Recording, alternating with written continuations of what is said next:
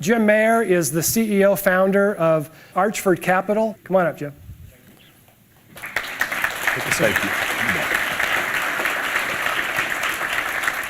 Had a couple breakout sessions today and talked to quite a few of you, and it was about the journey. And so I always look at specific points in time.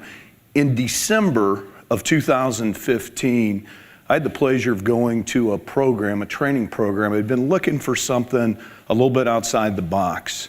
And I'd been a subscriber to Success Magazine for a long time.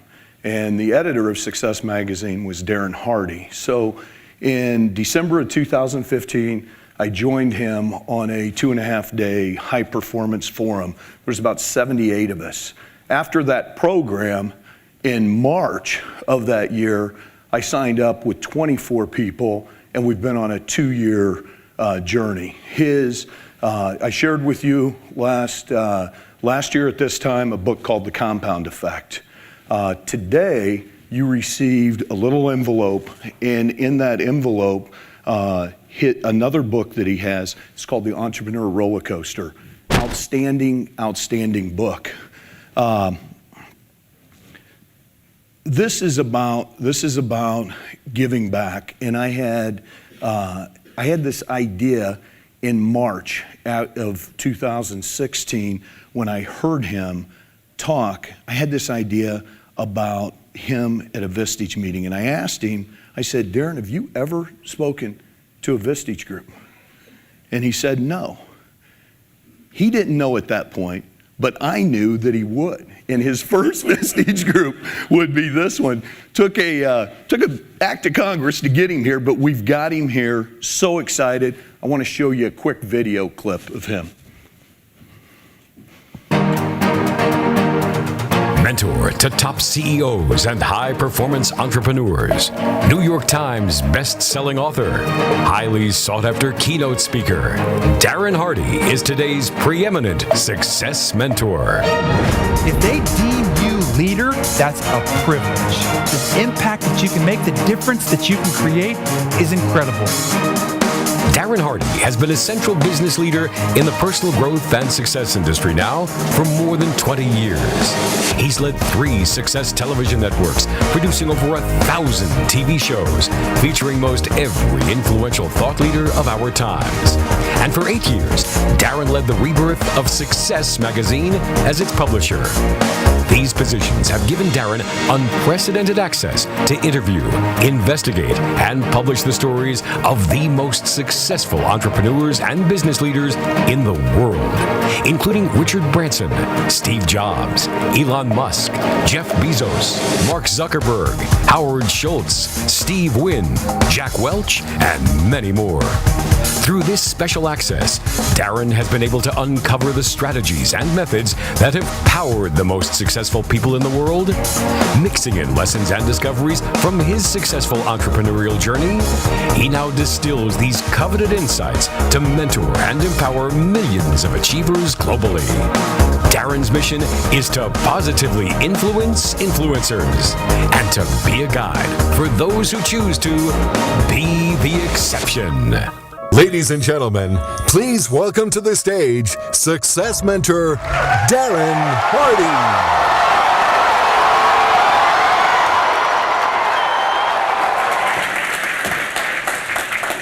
Thank y'all.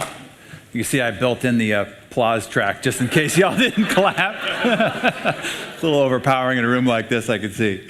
So thank you, Jim, for making the act of Congress possible to get me here, and for helping sponsor to make that possible, and for Vistage.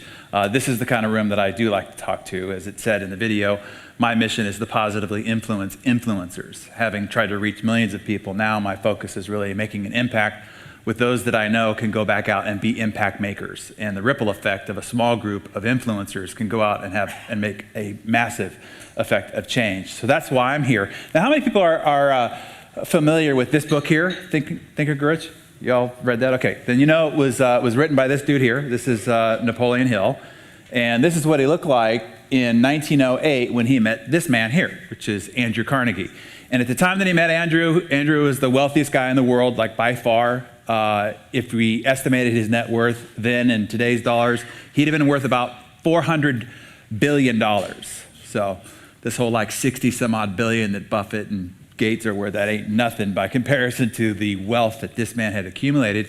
Somehow Napoleon weaseled his way into his conference room and asked for 20 minutes, and 2 hours later, just given him a Tommy gun of questions on everything that he did to create his great success and vast fortune, and what he did first thing in the morning, what he ate for breakfast, what he did throughout the day to motivate himself and motivate the people around him and so forth. And Andrew took a liking to this young man and said, young man, if you are willing to take this rabid appetite to learn what it really takes to be successful, I'll open up my little black book, get you appointments with people nobody else in the world can get appointments with. If you will interrogate them as you have done me, take your findings, publish it into a book, and make it available to the world, I will fund the whole expedition and get you those appointments.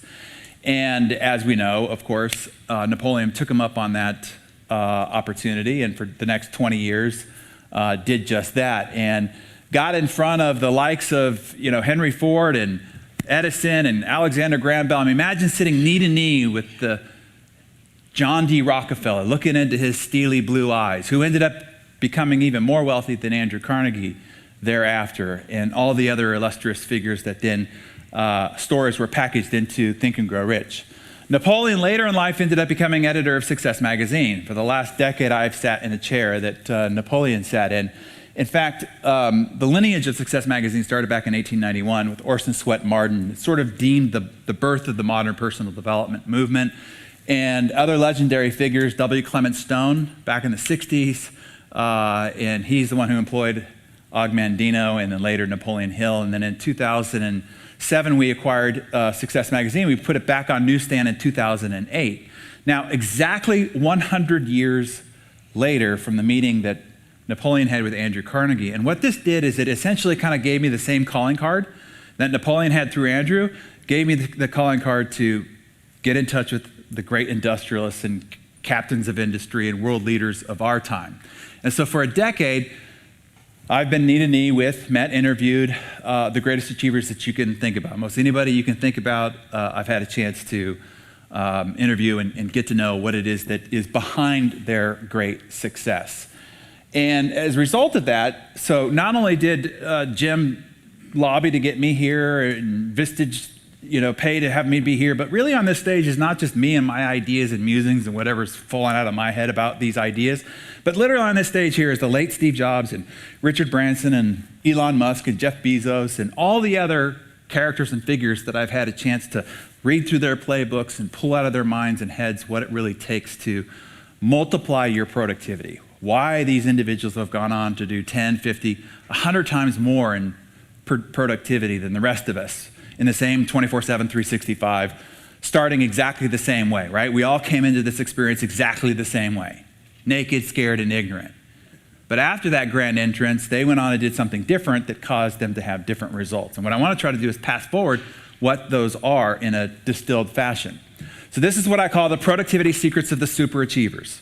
How, in the context of the same 24/7, 365 reality, do a dozen people that we featured each year on the cover go out and do 5, 10, 100, 500, 1,000 times more than the rest of mere mortals? So how many people here, right, we're going to talk about productivity and how to increase your output and outcomes. How many people right now are already working hard? You're already working hard. Okay, yeah. I mean, I've worked hard my whole life. I was raised by a university football coach father, and the one way you got love and attention in our household was to achieve. And so I kind of had that hardwired into my system. So I've always worked hard. I kind of wore it as a badge of honor that I could outwork, I could outgrind anybody under the desk. And that was, why I was able to do so well so early. When I was 18 years old, I was earning a six-figure income, and by 20, was doing more than $500,000 a year. By 24, was making more than $1 million a year. But I have to tell you, it plateaued, not to mention that I was killing myself doing it, working 7 days a week and wearing out all my relationships and the rest of it. And I went on to lead 3 different television networks. So in the success industry, I've sort of been a central figure in curating the industry and then packaging those success stories and putting them out, and then as we talked about, Success Magazine for the last decade. But it wasn't until I met these three guys when I started this journey of going out and meeting and spending time with these captains of industry that I really realized that working hard was not the key to success. I hadn't realized it to that point, because I'd known that if working hard, if working late nights and sacrificing your weekends and grinding yourself to the nibs of your bone was the key to success, then I would certainly, unquestionably, be wealthier than Richard Branson and Steve Wynn and Tony Hawk. Because I know that I've spent a lot less time on the beach than Richard Branson does. I know that I was spending a lot less time playing golf than Steve Wynn was on his private golf resorts. And I was spending a lot less time with my friends, family, and hobbies than Tony Hawk was. But in a world of 24/7, 365, these guys were kicking my ass. Not only just in wealth, but in impact and their ability to make a difference in the world. And so that's when I really became obsessed about figuring out, okay, what's the difference? Because I know I'm outworking them. I know that I'm working longer, harder, but yet they're still getting much greater results. I realize there's a huge difference between being an overachiever and being a superachiever. And that's really what I want to try to help you understand as well, and not only for yourself, but also in how to guide your team in understanding these differences. Now, if we look at an axis of results on the vertical and the effort and time you have to put into it on the horizontal, there's four types of people. Okay? The first type of person is what I call the unengaged. These are the people that, the Flintstone can't wait till the 5 o'clock whistle blows. They can't wait for Friday. They can't wait for Miller time. They can't wait till their fantasy football group gets together next or what have you. And we don't really need to talk about those people because there ain't anybody of that type in this room. You wouldn't be part of an organization like Vistage if you were unengaged. These are the people that the only thing they want to do on a Saturday and Sunday is install a rear end on their recliner, right? So that's that. The second group of people are what I call the overmotivated underachiever. Now, these are people who go to all the seminars, they take all the notes, they read all the books, they listen to all the podcasts, they subscribe to all the blogs, they learn it all and apply none of it. Fired up, excited, but apply none of it, and thus they don't get any results. Spending a lot of time, energy, and effort, but getting very little results. The third category is where I spent most of my life. This is the overmotivated overachiever, which is applying maximum effort to everything all the time. And as a result of it, getting better results than their peers, but killing themselves doing it and getting the kind of results that's nowhere near their true potential, what they're really capable of, if they just applied the right effort in the right places. And the fourth category is where I want to try to help you get today, and that is the stunningly successful superachiever. Most of you in this room would be shocked at how much more you work than Richard Branson does, how much more you work than Steve Wynn does, how much more effort and energy and stress and burden you have in your lives versus those people that you envy and admire on the covers of magazines and so forth, because they have found a way to get extremely exponential results, applying a lot less effort and realizing a lot less stress to do so. So that's what I want to try to help you do, is to move into this fourth quadrant, because all of you, I promise you, with the energy, effort, the skills, the capabilities that you've got are producing nowhere near your true potential. And if just an adjustment of a few strategies, you can multiply your results with less effort and significantly less stress. You have inside you a superhuman capability. We're all granted with a superhuman capability. And if you've gotten to this status in life, in this room, part of this organization, then unquestionably you've seen glimpses of this superhuman capability. But what stops us, just what stops Superman, what stops you from really realizing it, and what sabotages, what holds you back from it, is what's called krypton, right? And that's what suppresses your true capability, your true potential. And what you have to figure out for you is, what is your kryptonite? What is that's suppressing and holding back your true capabilities and talent? Well, there's one extremely destructive threat that we all faced, particularly in the modern era, that is suppressing your true potential, your ability to realize your goals and ambitions. It's kind of like this, as if, let's say somebody came into your office and you keep one of those petty cash drawers at the reception desk so that, if there's a delivery or somebody has to go make a lunch run, there's a little extra cash sitting in there. Somebody walks in, they open up the petty cash drawer and they start taking dollar bills out and just lighting them on fire. Just one right after the other, lighting them on fire. Now, if somebody that you didn't know or somebody walked in and started lighting dollar bills, $100 bills in front of you, what would you do in that situation? All right, tackle them, throw them out, at least call the cops. You wouldn't let somebody overtly rob you hour after hour after hour. But that's exactly what's happening inside your office. And it's happening all day, every single day. So what is this thing that is robbing you and robbing your team members of their true superhuman capabilities? It all comes down to distractions. Distractions, and we are living in an era of epic distractions. We've always had distractions affect our capabilities as a human species, but not like anything that we've experienced in the modern era. Distractions right now are costing you at least $10,000 per team member to the bottom line, not to the top line, to the bottom line. In EBITDA, $10,000 per team member. As a country, that's $1 million a year if you have 100 people. As a country, in 2010, this was $650 billion. More recently, it's estimated that it is a $1 trillion problem in GDP just here in the United States, and I think this is far underestimated. So the number one threat to your productive future, to the productive capabilities of all your team members, the number one threat to that is distractions. Now, we are living in an era of epic distractions. We have got an epic battle that we are dealing with that I don't think we fully comprehend how affecting this is to you, to your cognitive load, and to the attention and focus capabilities of the people inside your organization that you are counting on for performance. This digital phrenia, this frenetic energy that is constantly switching and moving between tasks, is causing problems not only in productivity, but obviously in health and in physicality. These tools now that we design these tools to be more productive. We design these tools to make life easier and more convenient. And you know what? They did. They're amazing, magnificent tools, right? Now, sitting in your underwear on your lap through your fingertips, you could access a global marketplace of potential consumers.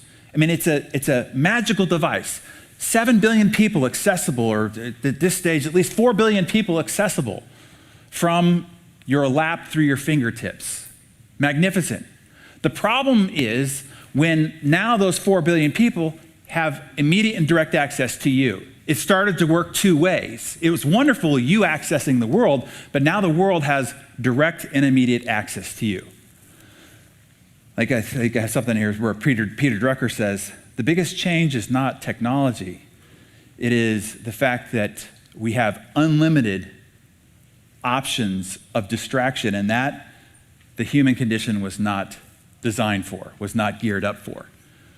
And you add to this all that pours through those devices, this like open windows. You know, people knock at your door. Do you have a minute? Do you have a minute? Well, now you've got those open doors, those portals that are basically an electronic leash that is just tugging you and your people all day, every day. And your ability to sustain focus, which is what's required in order to dig into that superhuman capability, is almost impossible. What's happened here, and this is the sounding of the alarms, is this is really a product of the boiled frog syndrome. And you all know what that is, right? You put a frog into a pot of water that's room temperature, frog doesn't notice.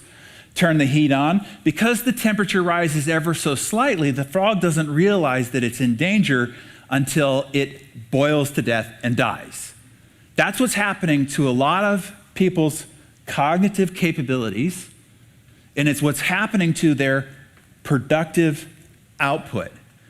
It's just literally the last 3 to 5 years that this reality has set upon us. And you see the effect that it's having on our culture and our society. It's crazy what you see in terms of people's behavior with these tools and with this technology. And we're just starting to see the beginnings of how this is affecting not only productivity, but how it's affecting people's cognitive health and all the rest of that. But we don't really notice it. We don't even see and realize our own changes of behavior because it kind of has happened subtly over time. Now, here's the thing. It is not the problem. Technology is not the problem. It is not the problem. It's kind of like, saying, oh, the reason why we're so fat as a species is because we have this long haul, genetically modified food products. And it's so abundant and so easily accessible that that's the reason why we're so fat. It's Monsanto. We're fat because Monsanto and all these GMOs and all this readily, easily convenient food at our fingertips. I mean, that's literally the arguments that are being stated as why we are so obese as a species. Now, here's the deal. The food doesn't just fly off the shelf and stuff it into your pie hole. You have to reach out, grab it, and choose to stick it into your face. So it's not the overabundance of cheap, easy, and convenient food. It is the overconsumption of it. That's the same thing with technology. It's not the overabundance of available solicitation on your time, energy, and attention. It is the overconsumption of it that is actually causing the problem. So it isn't the problem, we are the problem. We are the dog that created these tails of greater productivity and more ease and convenience, and now the tail is effectively wagging the dog. This is, these tools make great productive uses, but they make terrible masters. And for most people, particularly inside your organizations, the tools they're using have become their masters. And it's that electronic leash of attention that is destroying their ability to access their true superhuman capabilities. And this is, as Peter said, the biggest change is not technology, it's unlimited options. Humans are totally unprepared for it. And these communications and distractions are becoming more dense and intense. And trust me, the people who've designed these tools and platforms know your psychology and know how to manipulate and create addictive uses to it better than we understand and know ourselves. It is already documented that technology addiction is far more significant in its grip on us as a psychology than drug addiction, alcohol addiction, sex addiction, and the rest. So what's happened here is this is the normal progression of an achiever in our society, okay? In the 20th century, if you grew your capabilities at that scale, you're reading books, going to seminars, joining groups like Vistage, and you grew your skills to that clip, you would end up at the top of your industry. You'd be the dominant player within your marketplace. This is what it took to grow yourself to those levels of growth and achievement. The problem is that change and progress has gone from linear growth and development to exponential growth and development. And you'll see, starting at about 2005, there's a gap. 2010, the gap is wide. 2015, we're starting to see that some of these previously incumbent successful people, this is my warning for a lot of you, some of these previously successful incumbent people are getting left behind because change and progress is growing at an exponential rate, and we aren't growing ourselves, our skills and capabilities at the same rate of growth and change. So we've always needed to have focus to realize our capabilities, our potential. But in today's era of epic distraction, we have to have what I call insane focus, where we can build a walled garden around our attention and our focus and double down. And I'll show you a few methodologies to do that. What we need to do is to take what's going on in the world around us and grow our skills and abilities at the same rate as change and progress is happening around us, which is why I commend all of you for being part of a group like Vistage, to have this access to education, to make this investment of time, energy, and effort to grow your skills and ability, to have this peer group of support helps you on this clip. So this is what it looks like when you walk into the office. You can have a plan, oh, this is my plan for the day, and then you walk into the office and this happens. So I want you to just for a second, if you can see the screen well, is just pick one box out and just stay focused on it. Don't move your eye off one box. Just stay focused on one box. Just hold your focus. Just stick with that. Don't move. Just keep your focus. Okay, now I want you to realize something. When you tried it, first of all, you saw the other boxes around it starting to compete for your attention. And the longer you tried, the harder it became. Maybe your eyes even started watering because the ability to stay focused on one box became so difficult. That's literally what it's like inside your office. Okay, I'm gonna stay focused, but all these competing agendas, all the solicitation on your time, energy, and attention, and much of them very addictive because it pulls at the very base of your human nature, the ability to be accepted, to be loved, to be recognized, to be the hero, to put out the fire, to be the white knight, all of those things, massively difficult and to sustain your attention over a long, extended period of time. So what I want to try to help you do, I'm just going to give you a glimpse of this. This is essentially the key. If I could break it down into simple components, there's three things that will cause you to go from where you are, which might be the overwhelmed, overscheduled, overachiever, to the stunningly successful superachiever that really accesses your superhuman capabilities and multiplies your output. First thing to do is you take this and you gray out all the distractions. None of this is pulling on you. No solicitations on your time, energy, and attention. That's one. The second thing is to point out on this, there are a few things that matter that you have to pay attention to. And they matter a lot. These are the major levers in your business. Those are the dials, the buttons, and levers that make the whole space shuttle fly. So you need to know where they are. That's number two. And number three is, now let's go for mastery at those few. Because if you can master those few, then all of a sudden, your output and exponential results are incredible. So that's what we're going to try to attempt to do here in our short time here today, is to uncover what those few are, the productivity secrets of the superachievers. So the question I'm always asked is, okay, there's 7 billion people on the planet. You only got a chance to pick 12 people out of 7 billion that get presented on a cover of a magazine like Success. That's rarefied air. What did these people do that the other 7 billion people not do after they came in naked, scared, and ignorant? And so I want to give you that answer, because I think it's a multi-billion-dollar answer. So let me give it to you. It had nothing to do with what they did. To get to that level of success had nothing to do with what those people did. It had more to do with what they didn't do. This is such a big insight. See, yes is easy. Yes, I'll take the call. Yes, I have a minute. Yes, I'll go to the meeting. Yes, we can go out with that couple even though I can't stand them. There's no conflict. There's no resistance in yes. Yes is easy, but the master skill of success is no. And no's hard, because with no is potential conflict. It's hurt feelings, right? It's socially challenging. But that's the master skill of success.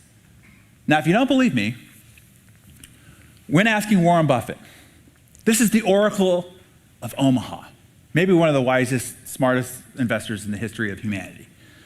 If you were to break down the one thing most important to your success, what would that one thing be? Now, I'm thinking I'm going to get some sort of a lecture on the algorithms of financial investing or shrewd negotiation. But this is what is it, 68, 87 billion? I don't know. This is a some odd billion-dollar answer I'm going to give you. This is what he attributes the number one key to his success. He said, for every 100 great opportunities that are brought to me, I say no 99 times. That's what he attributed as the number one key to his success. Then he went on to explain. He said, look, the difference between successful people, and all of you in this room are successful, so we're not even starting out at the ones that want to be successful. The difference between successful people and very successful people is very successful people say no to almost everything. Now, asking one of the other great super achievers of our lifetime, the late Steve Jobs. Okay, Steve, of all the things that you and Apple have built, what are you most proud of? I thought that would be interesting. Maybe it wasn't, one of the things that was a blockbuster, but something that he just had a personal affinity for, right? Like the one he named after his daughter that was commercially unsuccessful. This was his answer. Of all that he and Apple has built that he was most proud of, he said, I am proud of what we don't do as much as what we do. And then he wanted to explain. People think focus means saying yes to the thing you have to focus on, but that's not what it means at all.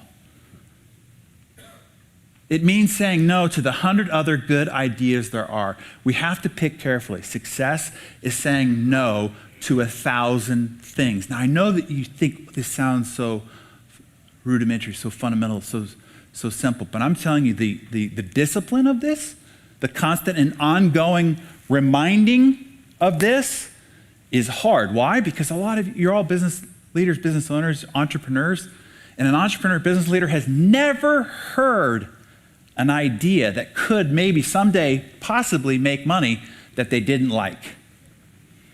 This is that harsh discipline. This is Mark Parker. When he first took over the chair of the CEO of Nike, he had a conversation with Steve Jobs, asked Steve for some advice. And the advice is quite interesting. I'm going to play it for you. It's a video in case you didn't have the audio rolling. You mentioned last night when we were having dinner that when you first got the job as CEO, you got a call from Steve Jobs and he offered you some advice. Well, he didn't call to offer me advice, but we had worked together on a Nike-Apple collaboration called Nike Plus. So we took what Apple knows, what Nike knows, and brought a new technology to the market. Anyway, long story short, he said, hey, congratulations, it's great, you're going to do a great job. I said, well, do you have any advice? And he said, no, you're great. And then there was a pause, and he goes, well, I do have some advice. He goes, Nike makes some of the best product in the world. I mean, product that you lust after, absolutely beautiful, stunning product. But you also make a lot of crap. He said, just get rid of the crappy stuff and focus on the good stuff. And then I expected a little pause and a laugh, but there was a pause but no laugh at the end. Yeah. And he was absolutely right. And in fact, that's one of my major focal points in terms of my priorities as a CEO and even as a designer when I was growing up at the company, is to edit. I mean, we have so many ideas. Nike is an idea factory. To edit. See, the question for you is what crappy stuff do you need to stop doing so that you can focus on the good stuff? Everybody in this room's companies are producing great stuff. Great, stunning, amazing, wonderful stuff. But you're probably also producing a lot of crap. In other words, time, energy, and resources that are spent towards things that don't matter much, but are taking up much of your resources, time, energy, and attention. And that ability to edit, to focus down, I can't tell you how powerful that is in leverage. Probably the best put in a single sentence, Kenneth Cole said, success has less to do with what we can get ourselves to do. Because see, that's what I always thought it was. Doing. My goals were written like, I gotta do this, I gotta do this, I gotta do this. Kenneth Cole corrects that. He says, success has less to do with what we can get ourselves to do and more to do with keeping ourselves from doing what we shouldn't. And as Peter said, there's nothing so useless as doing efficiently that which should not be done at all. How many meetings are going on inside your organizations and memos and project managements that of things that probably shouldn't be done at all? So to examine this, I just use this as a framework. Look at your calendar last week and say, what should we have said no to? What should I have said no to? Look at your calendar next week and say, what do I need to now start saying no to? Then look at your project list, your communication list, your obligation list, and start editing it, as Mark Parker said.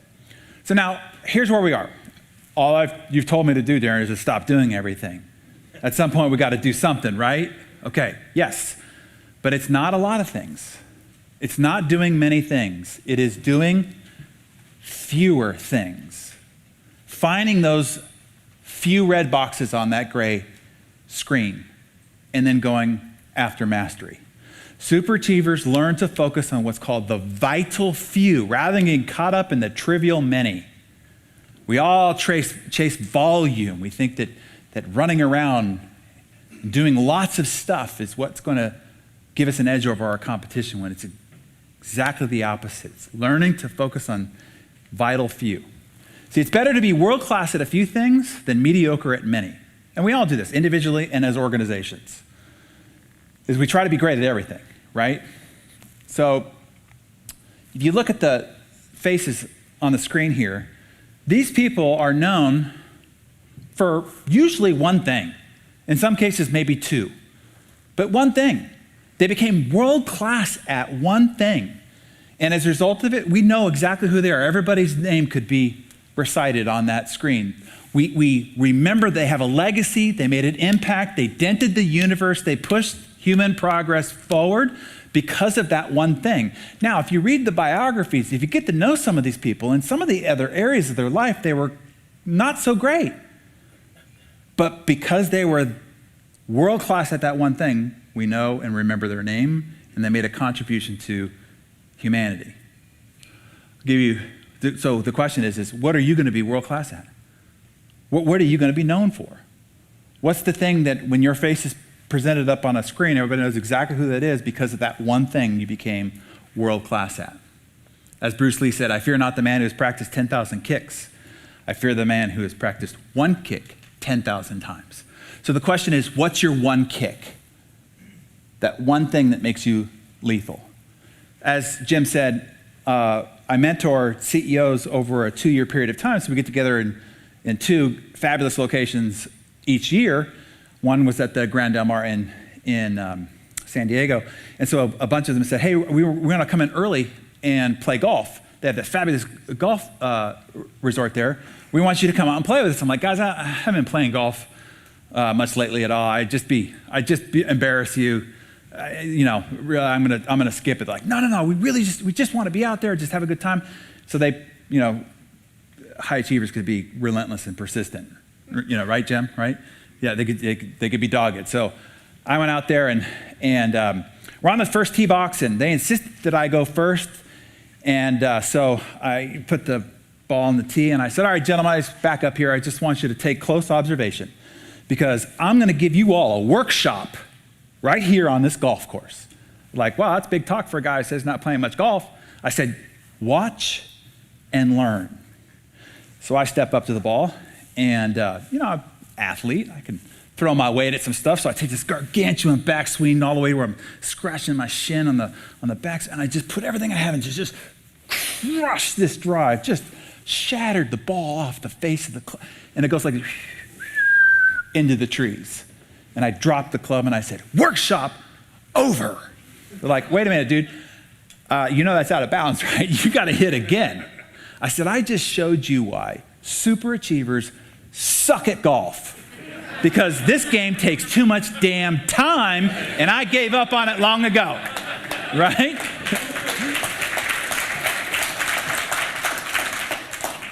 And that really is the important lesson. If you want to become world-class at something, you're going to have to give up on a lot of other things. And so I always recommend that you make a give up list. All these things you're trying to be, just give it up. Just give it up. And just to inspire you, to give you some, now I'm going to share my list with you. My list is a little weird. I'm not suggesting you adopt my list, but I'm just giving you some fodder to think about as you start to construct your own. My give up list looks like this. Television. I don't watch any television. We don't even have cable in the 2 homes that we've got. I don't know what television programs are popular. I have no idea.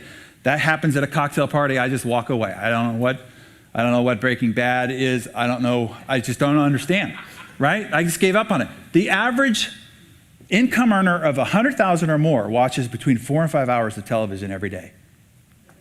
Now, you take the average income across the country, we're talking 8 to 9 hours the television is on in their environment, distracting their time, energy, and attention. I mean, it's incredible. I took those 4 or 5 hours and I reallocated it towards my one thing. I also don't watch any news.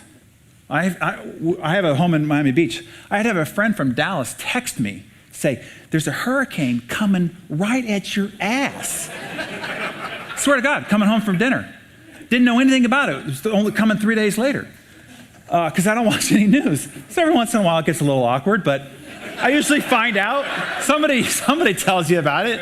It took me 3 days before I found out that Prince had died. You know, those kind of things, right? So you won't believe how much time and energy is taken up by people watching the news. And I mean, all these things that they have no ability to control, no ability to influence, yet they're allowing it to influence them, their mindset, their attitude, their perspective.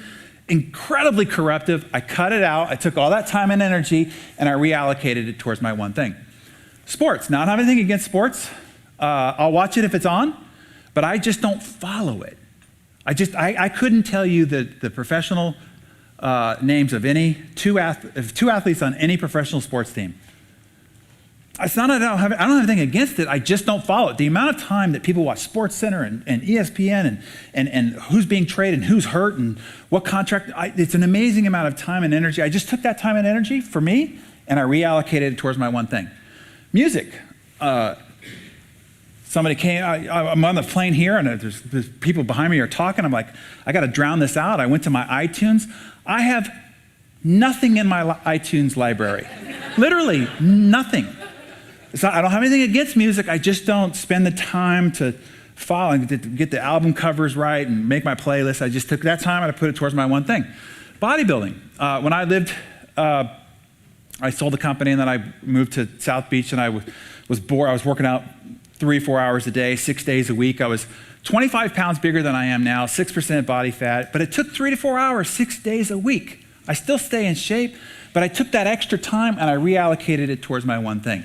Surfing. I live on 2 surf coasts, Cardiff by the Sea in San Diego and in South Beach, Miami, and I don't surf. I don't have anything against it. It's just the time and energy that I would have taken surfing, I reapply to my one thing. And mechanics.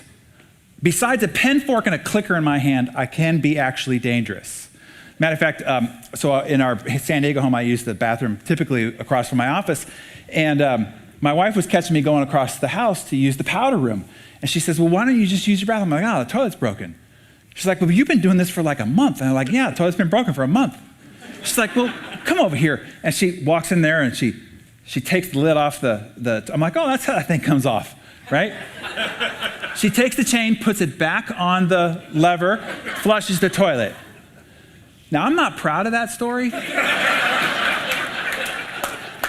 Neither is my wife, by the way, but I am useless when it comes to mechanics. Like, you know how Saturday morning and it's like, okay, honey, what's my honey to-do list, right? On Saturday, I say, okay, honey, who do I need to hire to do your to-do list today, right? That's it. I just took all that time and the cursing of constructing IKEA furniture, and I just reallocated it towards my one thing.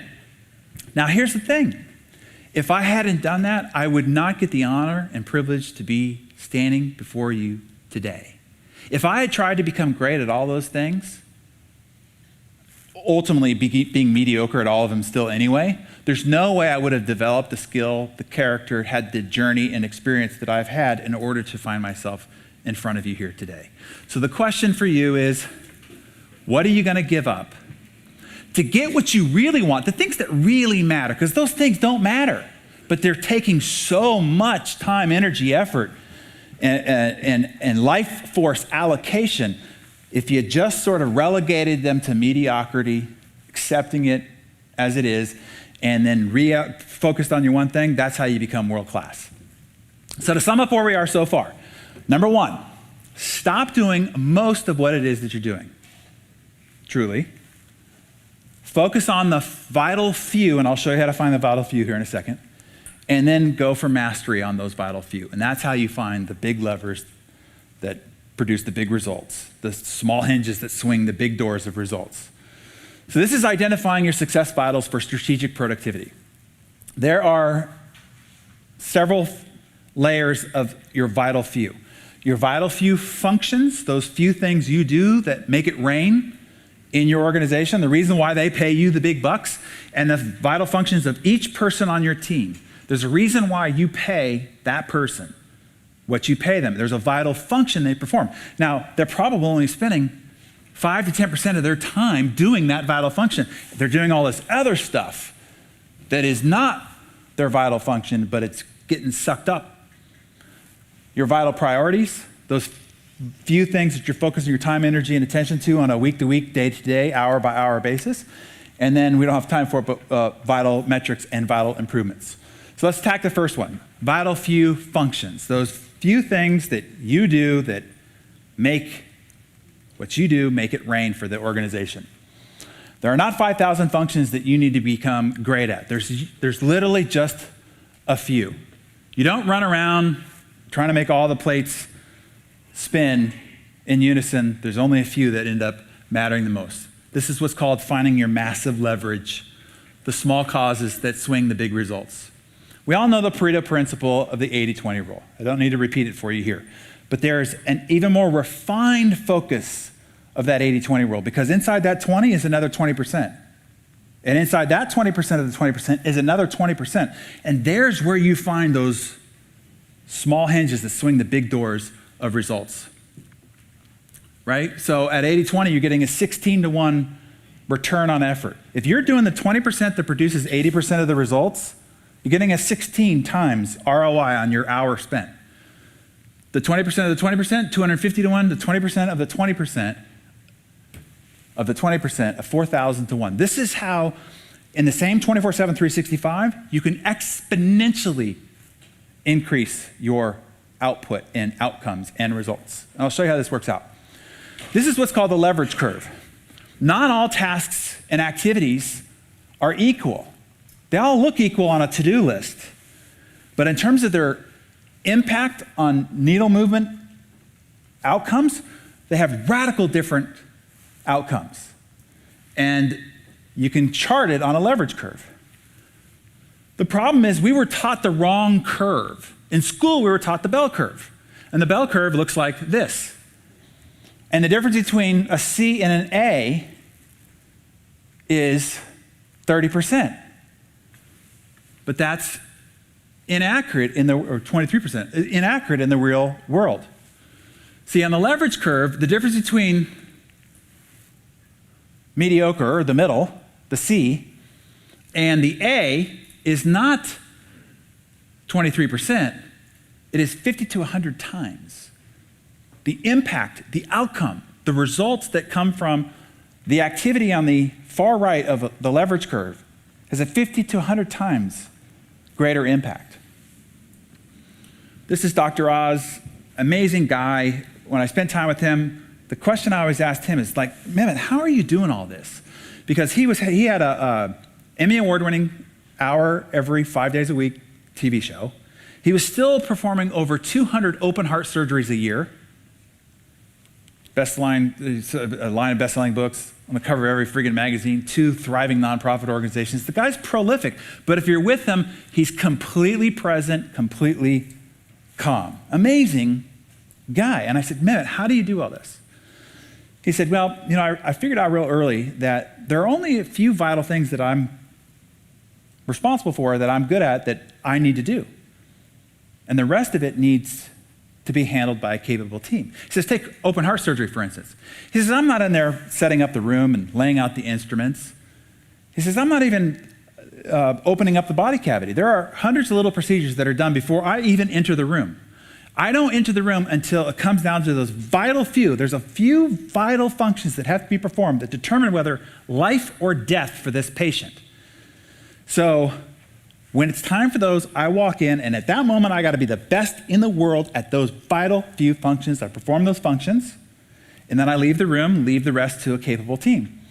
He says, same thing when it comes to running a television show. He said, I don't sell the advertising, I don't set up the staging, I don't adjust the lighting, I don't work on the bumpers for the commercials. There's a vital few functions that the team requires of me that I need to be ready and prepared and on point with. I come in, I deliver on those vital few functions to the best of my capability, and then I leave the rest to a capable team. This was massively informing for me. As he says, you have to identify what your vital few functions are. This is not only true for you as the rainmaker, as the leader, as the captain. This is true for every position on your team. Every role on my team, they know what their vital few functions are. And then we measure and monitor how much time and energy is being spent on those vital few functions, because that's what they do to make it rain in their role.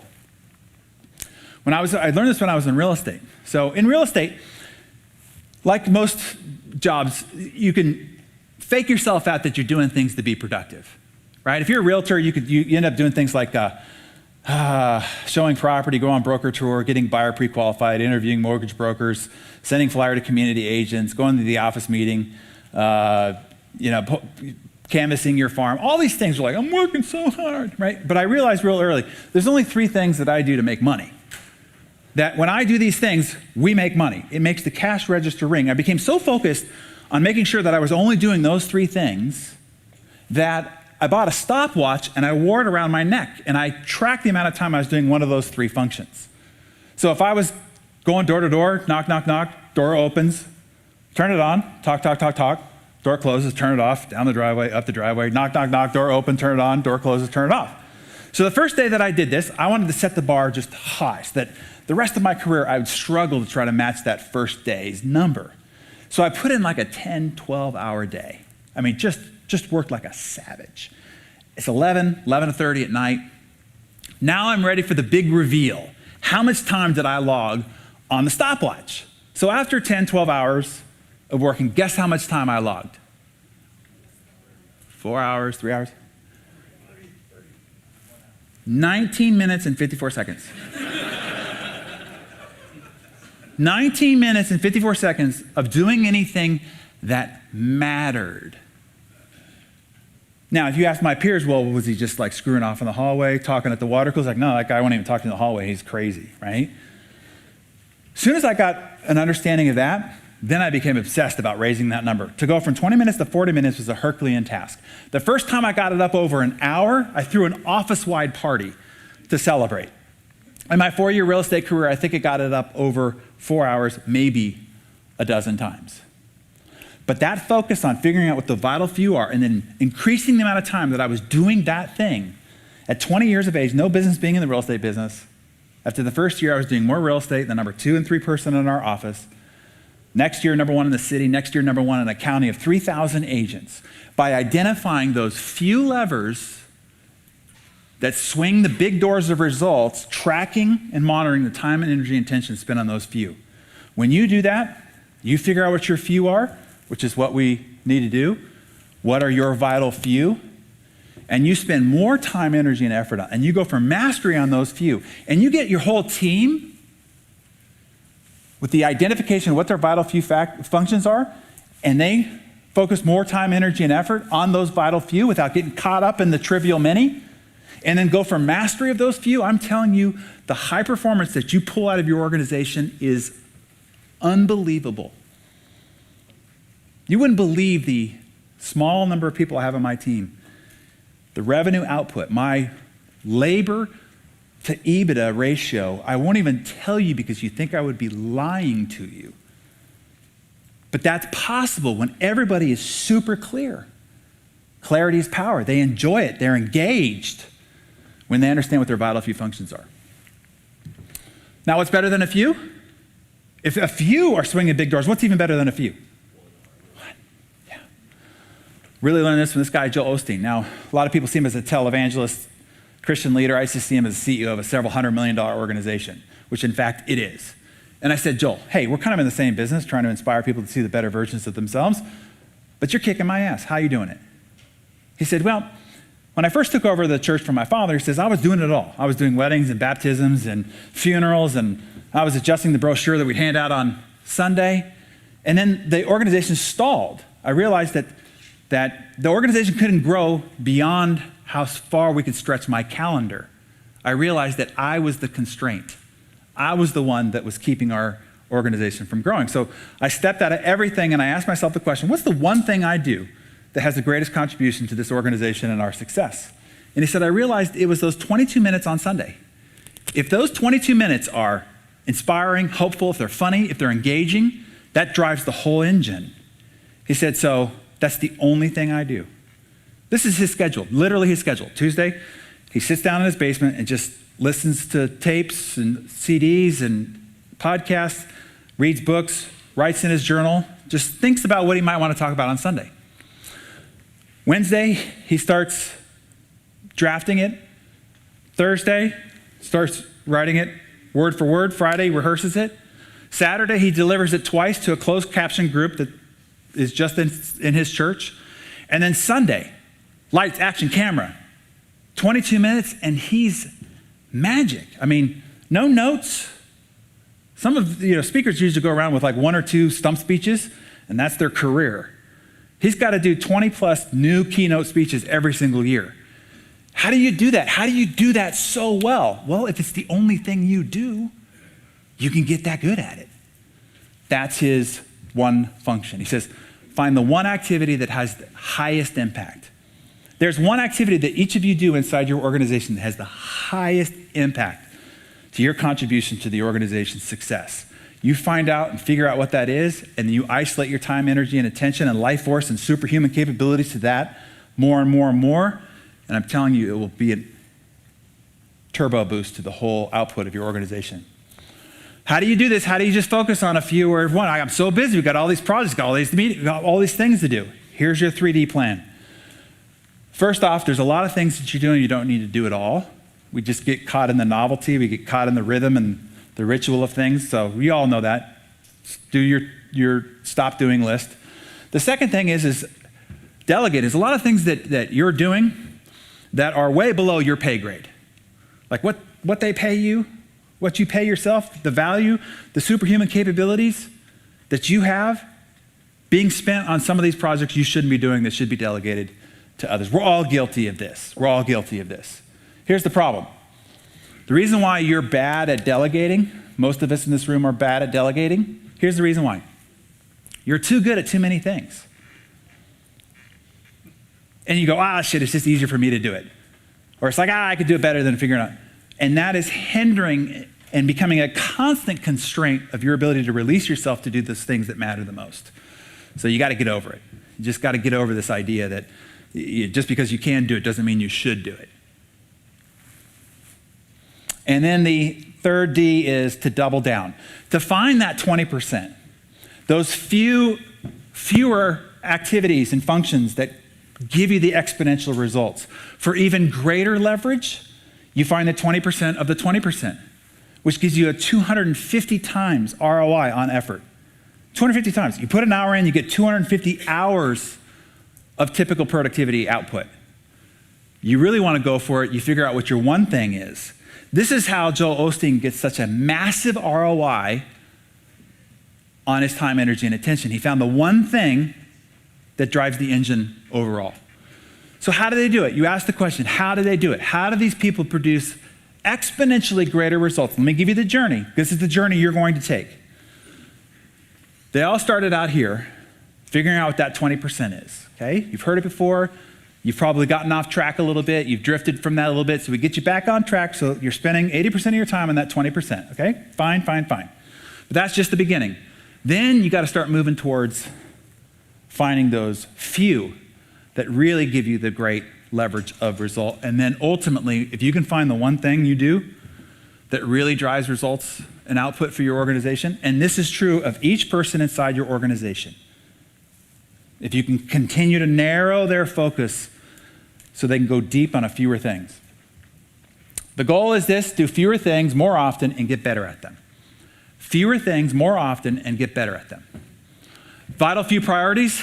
Here's the problem we all suffer. It's called the lion syndrome. How can a 180-pound man with a bar stool get the greatest killing machine nature's ever produced to submit? How is that possible? This is designed to be a killing machine. And the reason is that when the lion sees the man and the bar stool, it sees 4 threats coming at it simultaneously. And in the overwhelm of all of that threat, it submits, it goes docile. This is what's happening inside your office every day. You walk into your office like a lion. king of the jungle. And then you are hit with all these solicitations on your time, energy, and attention. In the state of that overwhelm, you submit. Yes, I'll take that call. Yes, I have a minute. You check email. You shuffle through your papers. You submit. This is what's called the lion syndrome. Too many choices creates paralysis. This is happening to your people inside the organization as well. That lack of clarity, this input of communication input that's coming at them from all these directions, they go docile, they submit. They check the email, they go on Facebook, the rest of it. The master of this, when we had him on the cover, we had an organization call us to try to hire him to come and speak at their organization. We had a relationship. They wanted us to make the invitation. Call his office. They want to pay $100,000 to speak for an hour at their conference. Flat no. They said, well, geez, we need him. We want him. $250,000. Call him back. Flat no. They started to tell a few people that they're going to have Richard Branson at their conference. So now they're in a little bit of trouble. Like $500,000, we'll send a private plane. As soon as his foot hits the concrete, he'll be back on the plane under an hour. We'll fly him anywhere he wants to go in the world. $500,000. Flat no. Now they're like, okay, we're in trouble. He can name his price, whatever it takes, any amount of money he wants. We have to have him here. The word's gone out. Call him back, says, name your price. His staff said, look, right now Richard is focused on 3 strategic priorities, and he will only allow us to allocate his calendar to something that significantly contributes to the achievement of one of those 3 strategic priorities. And speaking for a fee of any amount is not one of them. That's what's called focus. I remember telling a friend of mine, Richard just turned $500,000 to speak for an hour. He's like, well, of course, he's worth $4 billion, 5 now. I can never turn down $500,000 to speak for an hour. And I said, yeah, that's why you're not Richard Branson. Because he didn't just start getting focused. Here's the key point for you. He didn't start just getting focused. The guy grew up with dyslexia and ADHD. He's been focused all along the way, which is why he's gotten to the position that he's in. Interesting, to make up for his deficiencies of ADHD and dyslexia, he had to create these walled gardens of keeping out shiny objects and solicitations on his attention. And because of it, he's become the master of focus, having to overcome the deficiency by putting in rituals, routines, and safeguards actually made his deficiency become his great strength. I encourage you to consider that as well. I had a CEO that I finally got this through in his head about keeping focused. Now, anytime anybody comes into his office with a new idea, he stands up and he says, what the focus, pal? We know what we're focused on. Keep your focus. You send him an email with a new idea, he just writes back, WTF. What the focus? Jim Collins said, if you have more than 3 priorities, you don't have any. This is the Buffett method. You want a 67 billion or 87, I don't know what it is that today, idea. This is how he does it. This is how Warren Buffett keeps his focus. Can you imagine the temptations and solicitations of projects and ideas and opportunities that are brought to him on a day-to-day basis? This is how he does it. Pulls out a yellow legal pad paper. Does it have to be yellow? Does it have to be legal? No. But he just simply writes down all the priorities, all the opportunities, all the things that he could do on a piece of paper. You've heard that before. Pour your brain out onto a piece of paper. To-do list. Fine. No big deal. Second thing he does is he narrows it down to the top 3. What are the 3 most valuable, most impacting opportunity, project, idea on this entire list? You've heard that before too. No big deal. Now, number 3 is what separates Warren Buffett from everybody in this room. The courage, the chutzpah that this takes. He takes the rest of the list and he throws it away. He doesn't even want the temptation of even, I'll put this on the side, maybe we'll get to this later. Interesting thing he said is, after those 3 are fully accomplished, I sit down and make a new list. And he said, what's interesting is a lot of the things that I wanted to keep from the previous list don't even show up on the list the next time I write it.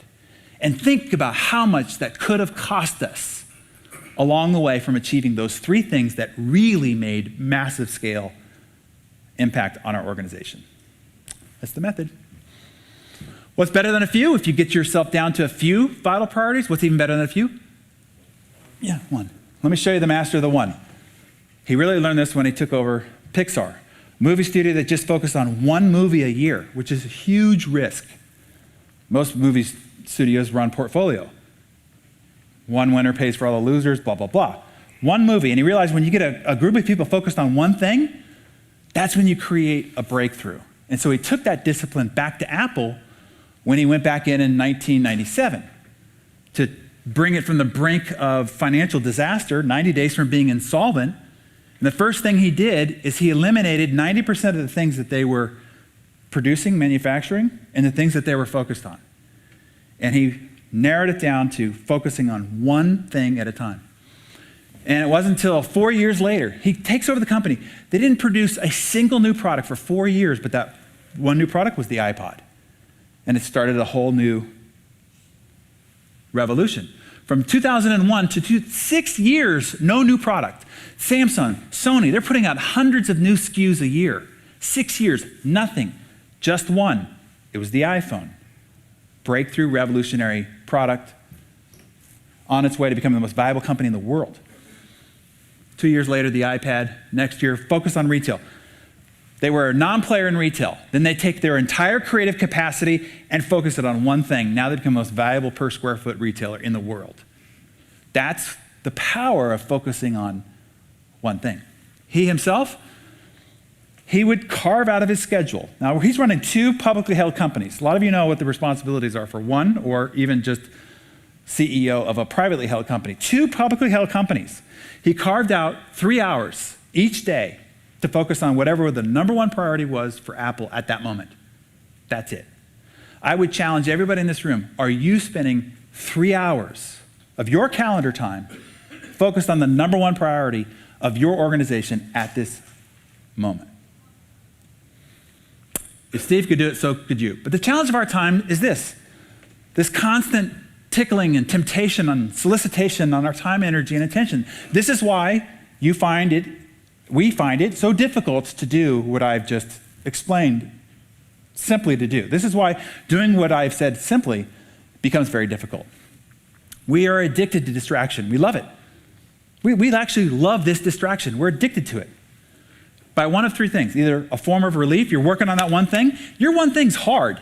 That's why you get paid the big bucks. The rainmaking activity that you do is hard. So when you're doing it, you run into a mental cognitive wall. The knock at the door, the text alert is a relief. Some seemingly justifiable excuse to stop doing the hard thing, to chase the ambulance, to put out the fire. That's number 1. Number 2 is we have this insatiable thirst for novelty.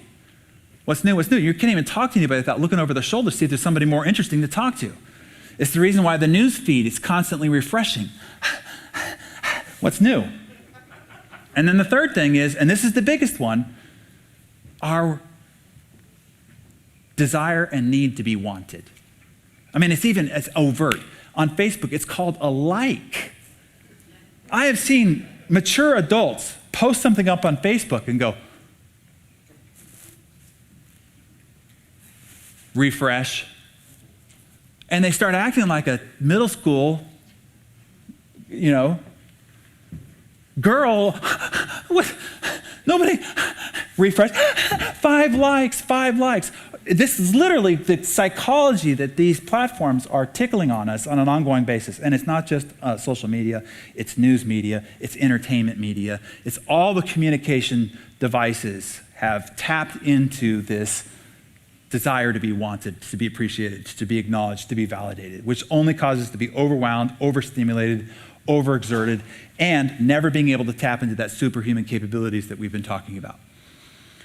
On average, we are distracted every 3 minutes. That's the new norm. Every 3 minutes, we're getting some form of distraction. And it takes 23 minutes to regain concentration, to get into a state of flow, to access that superhuman capability that you all have, that you're here to deliver to the world, that is the reason why you get paid the big bucks. It takes 23 minutes. Now, do you see any problem with that math? This is the reason why cognitively, most people in our society are never accessing a state of actual creative capability.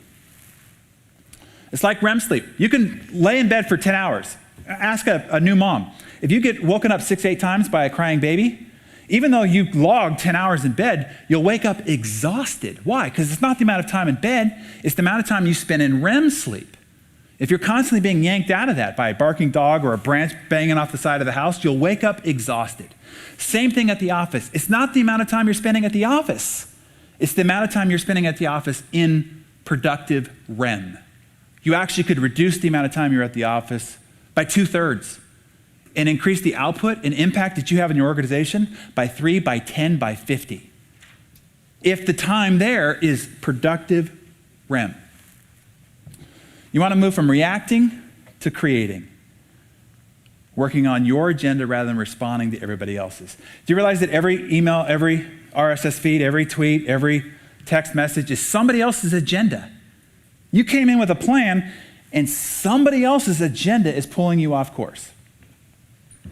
Another waste is the idea that you're multitasking. There's no such, it's impossible. You understand that, right? We don't have to go through that exercise. You can't multitask. It's impossible. Even, yes, ladies, moms, what you're doing is you're cognitively switching. You can walk and chew gum, but you cannot do two things cognitively. You cannot listen to a conference call and read email. You're either listening and you can't read, or you're reading and you're not listening. And what you're doing is you're bouncing back and forth between the two. And when you do that, when you cognitively switch, it makes you dumber than if you were stoned. It's true. When you're stoned, your IQ goes down by 10 points. When you're cognitively switching between two cognitive functions, your IQ goes down by 20. So most of you and your team are walking around half-baked out of their head all day with this idea that they're multitasking and they're cognitively switching, never accessing that superhuman capability that they have, that they're paid to deliver.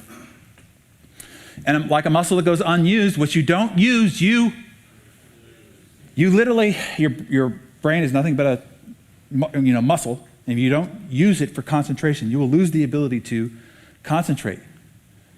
And what happens is most people just, they're doing this all day. They're rushing around. They're busy as all get out. They look like an octopus in heat, right? Flames are flying out of their butt, but they're not getting anywhere. They're on a rocking horse, right? You don't want to mistake movement for achievement, activity for productivity, or rushing around for results. Instead, you and the way you measure your team.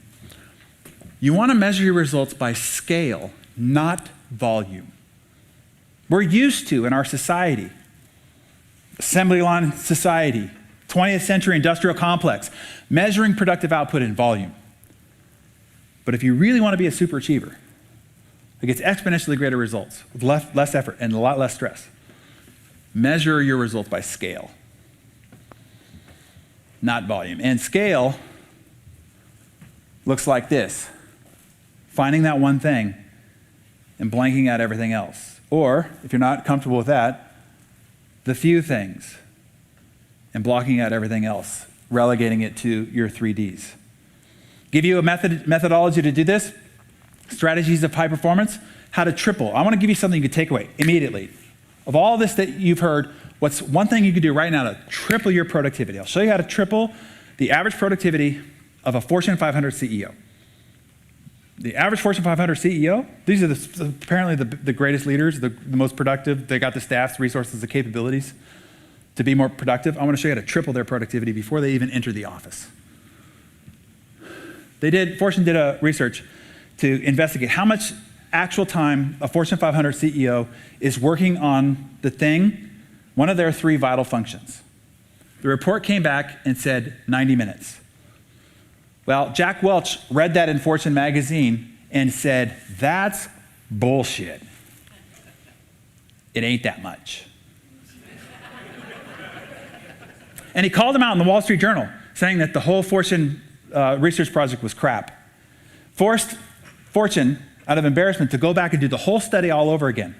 The next time they did it, guess how much the report found the amount of time the average Fortune 500 CEO is spending on anything productive?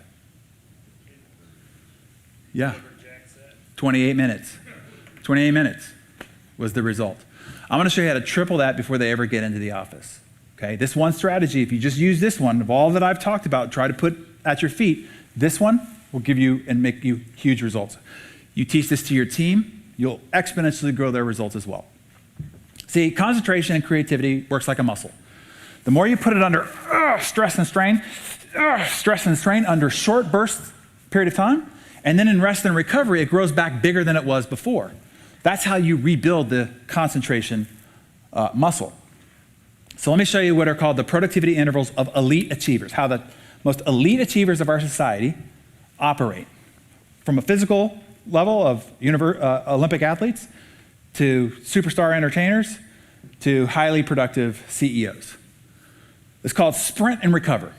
Sprint, short bursts of intense, full, undistracted, uninterrupted, focused work, and then recovery. So let's talk about the sprint real quick. Here's what you do. You schedule 90-minute jam sessions. These are meetings with the queen. If you had a meeting with the queen, would you be checking your phone while you're sitting in front of her? Right? You know, would you take knocks at the door? No, you'd be focused fully. You have a meeting with the queen, it's sacred. You can't do anything but that one thing. You've got to carve it out. Imagine that you're 30,000 foot in the airplane, and there's no go-go in flight. The worst invention of all of humanity. 90-minute jam session. You got to create a bubble of silence. You got to turn off your phone, put a sign on your door, will reemerge at this time, so that you cannot be distracted. Some of your offices are so distracting that you will actually have to leave your office before you can actually create a bubble of silence. I've had to do it all the time. Go down to a library. I've gotten desperate so many times, I will just go in my car, park at the beach so that I can create this bubble of silence to get into that cognitive state of focus. So you want to create a bubble of silence, whatever it takes for you to do so. And then secondly, you want a countdown clock, because when you first start doing this, you'll realize how difficult this is for you. Put a little countdown timer, you'll work on that one thing. I've been trying to do this planning session, I've been trying to work on this marketing campaign, I've been trying to redo this advertising program, I've been trying to do the planning for the 2018, whatever it is. And you'll be working on it, and you'll hit that cognitive wall, happens to all of us, and you go like, wow, I'm sure I gotta be close to being done. You'll look up and you'll be like, oh my God, there's 72 minutes left. You'll realize how difficult it is for your brain to focus on one thing and stay focused on the one thing. All these other ideas, all these other distractions will come up. You have to have a little notepad to get them out of your brain. Otherwise, it will block you from being able to stay in that state of concentration. Write it down, and then you'll go back at it, and you'll work on it again. You'll hit another cognitive wall. You're like, okay, I'm sure I got to be close to being done. You look up, you're like, 58 minutes. That's the first realization you'll have, is how difficult it is for you to focus on that one thing. The second realization you'll have, you do this once, 2, 3 times, how much you can get done, how much you can move the needle, the massive output of productivity that you can get done in a focused, undisturbed, uninterrupted 90-minute period of time will flabbergast you. It'll become to the point where you will become addicted to it. I know for me, you're running around through your day. I know that if I at least have a jam session or 2 throughout the day, I can save my day. I know that that one sacred 90-minute focused effort, I can move the needle so far that it is farther than any of my contemporaries or peers will do all week. That's how powerful that steady, concentrated state is, uninterrupted, undistracted. But then you got to recover. And I'm just going to tell you, up front, all of you are high achievers in this room. If I tell you, you got to go work hard, do this, you'll get better results, all of you will be like, yeah, do that. This will be the hardest thing for you. It's the hardest thing for me. Giving yourself the room to recover. Because an overtrained muscle, just like a marathon runner, starts to eat itself. That's what's happening cognitively. Adrenals, stress, you don't need to hear all the results for it. But because of the way we're wired in our society, this is the hardest thing that we will encounter. The problem is the absence of discipline and intermittent recovery. And as a result, chronic stress, burnout, breakdown ultimately undermines your performance. If you are training an Olympic athlete, I will tell you the hardest thing you will have in training an Olympic athlete is not pushing them during training.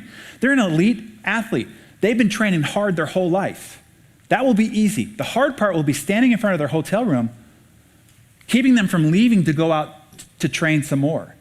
Because when the gun goes off and you're milliseconds at the finish, it's the one who has it left in the tank that wins. It's not it's the one who has it left in the tank. Same thing at the office. The one who's really going to cognitively outperform everybody else in your marketplace is the one who has it in the tank. And that discipline and intermittent recovery is where it comes from. So let me give you a game-changing mindset shift. Okay, this is what I had to understand for myself, to give myself the room and the space to do this. You get paid to rest. You get paid to perform, right? Your performance determines organization's success or failure.